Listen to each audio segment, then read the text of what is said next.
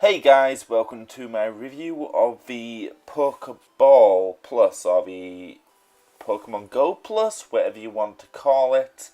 I feel like I've used it long enough. I've actually got some impressions of it. I hope you like the magazine, by the way, I'm using for a background.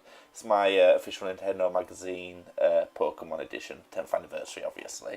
But anyway, if you like this video, make sure you comment on it, and yeah, not that anyone ever comments on my videos, but regardless, I hope you enjoyed the video, and let's see how it did.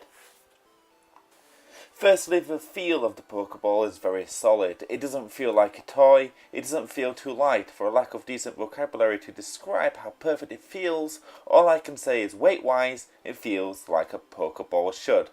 It's not plastic, or at least it doesn't feel like plastic. It actually feels more like rubber, but not in a sink your nails into it and you'll leave a mark kind of way.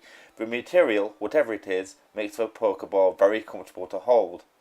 But that is only for short periods of time. The size of a Pokeball is a problem, however. Maybe it's my hands that are the size of pans, or the fact that I compare the size of its peripheral to that of an oversized golf ball. I just found it difficult at times, especially through long play sessions, to get comfortable holding this controller. Which is a shame, because catching Pokemon with this Plus is a childhood dream come true. In fact, if it wasn't for the ring and the wrist strap combined, I worry I'd have lost this or broken this controller due to how easy it is to drop. In fact, if it wasn't for the rubber material surrounding it already, I'd have probably tested its durability. Yeah, I do not want to drop that at all. But check out that catch for that Onyx! Yeah. Anyway, moving on.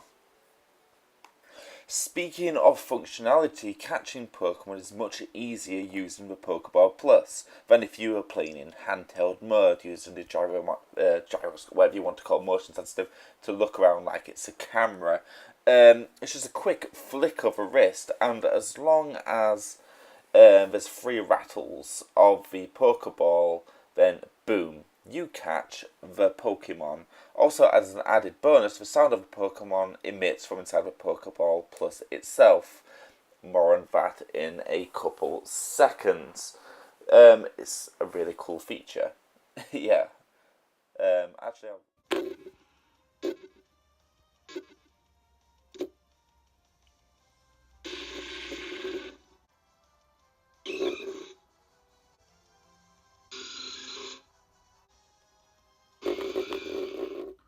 motion controls are used rarely. Catching Pokemon, they use rarely. They use for catching Pokemon, petting your Pokemon, and feeding your Pokemon. Oh yeah, you love that, don't you? The latter of the two can be touch and go, and that is it's due to the sensitivity. It can either be perfect, or you'll find if your wrist twitches even slightly, then you'll struggle doing something as simple as trying to exit the petting menu. But that's a minor gripe. Once you get the hang of controls, you find it rarely happens after extended gameplay, extended gameplay trying to master this control setting. It's just quite unfortunate considering the rest of the game, using the analog stick is used for navigating the menus. There's 2 buttons on the controller. The A button is used in the analog stick and the B button is hidden on the top of the controller. There's also a Y button functionality by shaking the remote.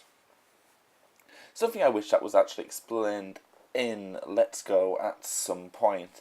Whilst there's no issues with the buttons, they work fantastically, and once you get over having to push the analog stick to progress through text, you'll find that it feels more natural than pressing an actual A button. However, the lack of buttons does hinder its practicality. Another issue with the Pokeball Plus is that it doesn't have a home button, making exiting the Let's Go game become a juggle between two controllers just to access the main menu and select a different game. In fact, at launch, before the controller update, the Pokeball Plus had zero function outside of the game other than Pokemon Go. At least now you can navigate the menu screens, which is quite unfortunate, and it makes you worry about future-proofing this peripheral. Another feature that was heavily advertised was taking your Pokemon on walks. This is a feature found in the save screen of Let's Go, and once a walk has been completed, you'll receive an assortment of items to help aid in your Let's Go campaign to be the very best. This includes leveling up, candies for certain Pokemon, and it's all experiences all calculated by your experiences in the Pokemon Go app. Whilst on these walks with your Pokemon, if you hold down the analog stick for a couple seconds, you're allowed limited interaction with your Eevee or Pikachu. You can shake it, rock it, and if Eevee feels you're ignoring it, it will complain until you pick it up, resulting in a happy sound. It's nice, pointless, yet welcome addition to the Pokemon Plus family.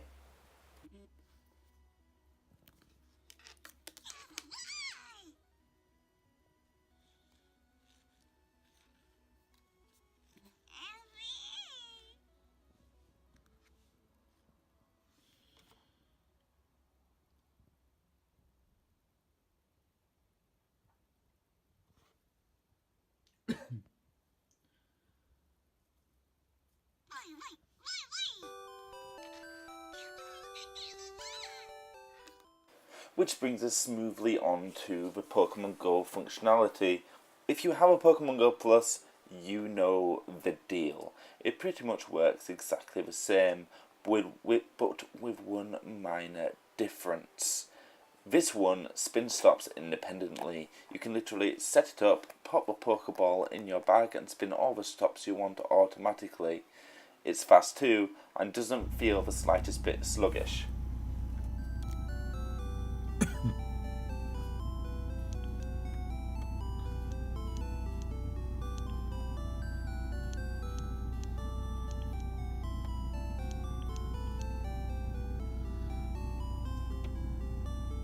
Okay, and? Catching Pokemon is business as usual, however. Press a button once to throw a Pokeball, and then as long as the light flashes white 3 times, followed by a rainbow of colours, you've got it! If it flashes red, better luck next time. Its battery is only 3 hours, but considering its size and what it can do, I'm not surprised. It's easy to check the battery on it too. Hold down the analog for 5 seconds, green is good, yellow is okay, and red, get that bad girl on charge. Overall, it's a nice controller, but I worry considering its price if it will have functionality with future Pokemon games to justify the hefty price tag of £50. Otherwise, I worry it may end up on my shelf with the rest of the dead peripherals, like the Guitar Hero guitar. Overall, this peripheral I'm giving a rating of 7 out of 10. An unnecessary accessory, but with dual functionality outside of Let's Go, prevents it from dying too quickly. Thank you for watching.